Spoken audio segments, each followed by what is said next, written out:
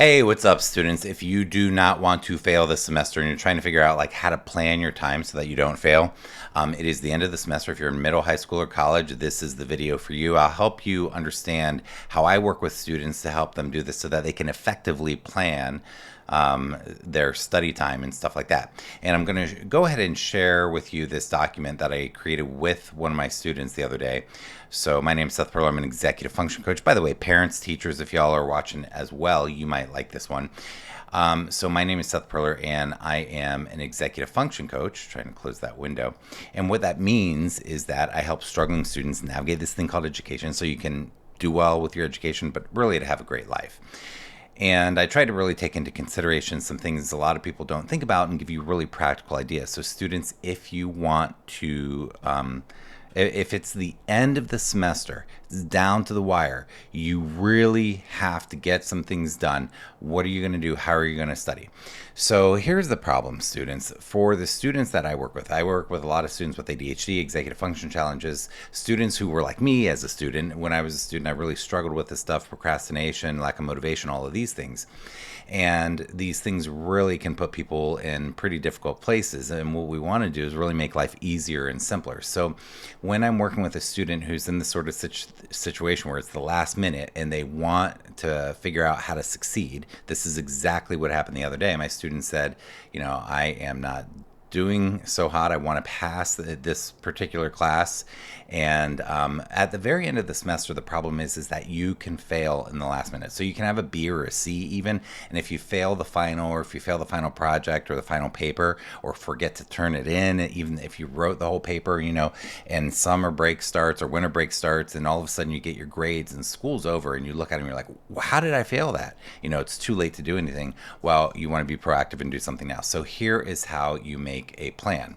So in this window here, so we're going to talk about how to not fail by using effective planning. Let me delete that stuff. And I'm going to talk through some of the details of how I did this with this student so that you can steal these details and use them yourself. So in this particular case, with this student, we called this a freedom and success plan. So I'm going to talk about that. The reason that I called it a freedom and success plan is because, students, when you are doing something that you don't feel like doing for school, but it's important, the perception or attitude or frame that you put around that thing is very important psychologically. So calling it, instead of a study plan or something like that, a freedom and success plan, because if he succeeds in this class and he's free for the summer and doesn't have to worry about retaking the class in the summer or in the fall, there's freedom associated with that. So when you create your plan, you might think about putting a title on it that really is helpful. Now, the other thing that sorry about that. What I did next with him is we talked about like who, what, where, when, how, why type questions. The reason is again, psychologically, when you force yourself to identify certain things about how you're going to study and how you're going to be successful, it helps the brain to make it more concrete and less abstract so that you can be successful. So what my students do a lot is I'll be like, so when are you going to study? And they'll be like, oh, this weekend. I'll be like, well, what does that mean? Yeah, I don't know, when I feel like it. And I've had so many students over the years, like I know that means there's no plan, and when there's no plan, it's too abstract. We can often next thing you know, it's Monday morning and you haven't done what you need to do. So this is the end of the semester, very, very critical time. So you want to identify, and go ahead and steal this, make your own Google Doc. I just did this on a Google Doc. If you like what I'm doing, just steal the idea. But you want to force yourself to identify some of these things. So I said to him, who are you going to study with? And he said, me and my dad, because his dad is the one that helps him with this particular class. Okay, what are you going to study? Well, I'm going to study physics for an easy A or a B. And again, psychologically, the reason we said an easy A or a B is because it helps to frame what you're trying to do. Now, it doesn't mean it's going to be easy, obviously, but it still is better than thinking, oh, this is so hard. Like that sort of a frame makes it more daunting and less motivating. So we said, what are you going to study? Study for physics for an easy A or B. Where are you going to study? He said the kitchen table. That's the best place to study for this particular class. And then we made, what will you need? The reason I did that is because a lot of my students will start studying and they'll be like, oh, I need this. And then they get derailed again for 5, 10, 15 minutes or completely derailed, and then they start studying again. They're like, oh, I need this. Oh, I need this. So we want to eliminate that. I'd much rather you take 5 or 10 minutes before you even start studying to get everything together. So what's this student going to need? Their laptop, their physics book, their charger, their calculator, and their review sheet, and any other printout. So we got everything we need written down. Now, the next thing we wanted to do is this particular student had Friday, Saturday, and Sunday, and then the exam was on Monday. So we wanted to really look at how are we going to use the time this weekend. And let me tell you, if you don't like planning and planners, I get it that most of my students don't. I didn't. But once you start getting good at different types of planning, and this isn't in a planner, we're literally making a plan like you could do in a planner, but we're doing it on a document to be printed and posted so that it's out of the mind and it's in front of you. But planning, the reason that I like planning and my students end up liking planning is because it makes life easier. It makes life easier. You don't waste as much time and you have more freedom, more success, more fun. So planning isn't as daunting as it seems, but we made the plan and we looked at, okay, when are you going to study? And I'll show you all the details of this so that you can kind of understand on your own and make your own type of plan. I just want to clean this up a little bit. So basically what we did here is we said, we have Thursday, Friday. At this point, there was the Thursday, Friday, Saturday, and Sunday. I'm just going to show you Thursday for now. So we really looked at what is going to happen on Thursday. So when the student gets home, we were really specific here. You don't have to be this specific, but we just wanted to get it all out there, okay? So 3:15, home, wash hands, put stuff away, eat, brush teeth, do the orthodontist stuff.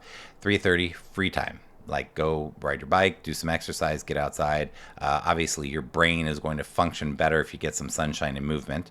And then we looked at shower at 5:30, dinner at 6, and then 7, and I put it in bold, study physics with dad, and then 8:15 free, or there may be some language arts stuff to do, and then go to bed at 9:30. So it was very specific because it takes the decision making and the ambiguity out of it. And notice, that is a very short time to study. Okay, so a lot of times less is more. I would rather, look, my students and myself included, this is part of what I did. It took me a long time to learn these skills, but what my students will do is they'll take 20 minutes of homework or studying and they'll make it last 2 hours or whatever. Like, just, we can sort of waste a lot of time, be very unproductive, very distracted. And I would rather you pick your time, focus on the one thing, and be done. And the perfectionism is going to come in and say, oh, well, it's not done enough, yada, yada. Well, that's a whole nother story and a whole nother video. But either way, we want to make a plan. So here's what we got. We got this Friday here, and we got all the way, or Thursday rather. Then we have Friday, 6:30 to 6:45 a.m. study with dad. Why did I have the student do that? The reason that we said that is because that's when the student's going to eat breakfast, and there's something called spaced repetition. You can look it up if you want, but all it means is cramming basically doesn't work. Cramming for a test doesn't work, but spaced repetition, if you're learning a song, if you're studying for a test, what you want to space out how you repeat studying. So this 15 minutes of study can be really powerful, even though it's such a short time. So why not study when you're eating breakfast? 3:15 Friday free. Now, why does it say free for the rest of Friday? Because I didn't want the student to do anything else on Friday night. Like, school's over. I know you got your test on Monday. Just be done. You had a long day. Be done. Enjoy your Friday night. And then let's plan Saturday and Sunday. So Saturday from 9:15 to 10:30 a.m. study physics with dad. That's hopefully a focused 45 minutes. But they had something going on later on Saturday, so that's all they could do on Saturday. But then Sunday, here's what we got: spaced repetition, 9:15 to 12 study, and then 5 to 9:30 bedtime. 9:30 is bedtime, but relaxed but focused study time. And then 6:30 to 7, dinner and small breaks and whatever. So, let me make sure you can see that. So eat from 6 to 7:30 and then small breaks. So what we did is on Sunday, the spaced repetition, the way we did it is we made two very large chunks of study time from 9 to noon, and then basically from 5 to 9:30 is the study time for Sunday. So we did that so that there could be two very large blocks. There's a nice big block in the middle of the day, and those can be really relaxed times. Like you're studying for 3 hours, chill out. Like it's noon, or from 9 to 3, like chill out, like relax, study for a few hours, take little breaks. It's just big blocks of time. And then obviously I didn't put on there, and I should have, on Monday morning, 15 minutes before school. And then when you get to your class, you want to get to your class early, go straight to class, pull out your study guide. And for the first couple minutes of class, until that teacher makes you put your study guide away, you want to use that time. That's where it's not like cramming helps, but that's the cramming. That's what you're going to do, is just sort of review your stuff at the very last minute. That was a real quick way, again, to make a plan. And what I want to encourage you to do is make that plan on a document, print the document, color code it, use bold, make it really easy to see, make it one page, make it big, and don't think all weekend, when am I going to study, or I'll study when I feel like it. Make a plan. Make a plan. You don't have to even follow the whole plan, just make a plan. Anyhow, as I said before, my name is Seth Perler. If you like this video, go ahead and like it, subscribe, click the bell if you want alerts from me, and leave a comment below. What do you think?